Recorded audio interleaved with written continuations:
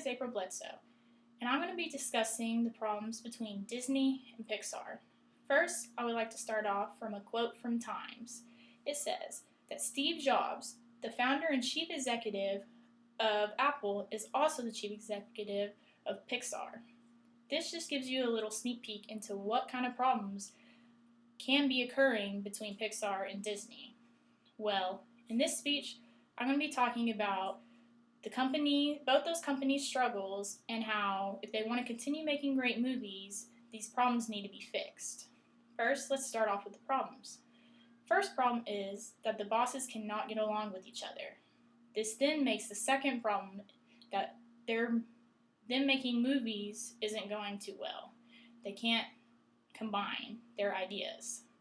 So, let's start off how this all began.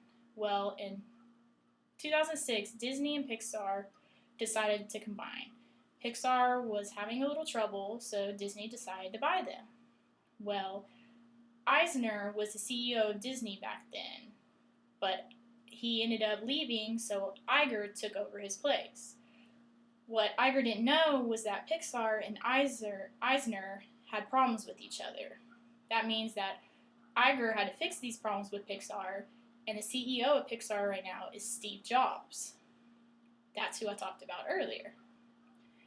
And then, with the movie part, both these companies make completely different movies. I have a quote from Maclean's that says, "Pixar is the world's most famous animation company, but lately, its movies have felt more like art films." That's because Disney and Pixar make completely two different kinds of movies. So let's talk about some of the solutions that can happen. Well, the first solution is that Iger and Steve Jobs can sit down and talk about the past problems and how they can resolve them for their future plans. Then the second solution could be that both these companies can combine the way they make movies together.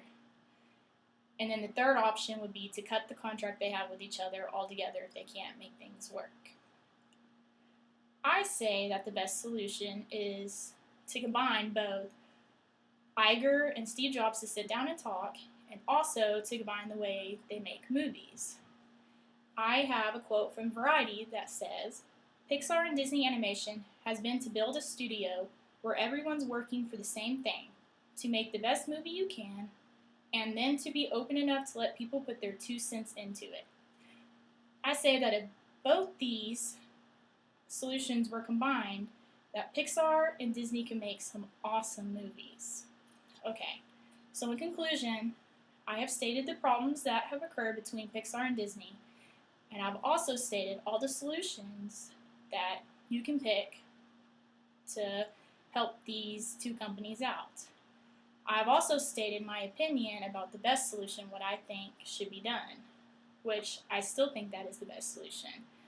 I still believe that if both these bosses can come together and talk about all their ideas, all the past problems they had, and combine the way they make movies, it would be pretty spectacular.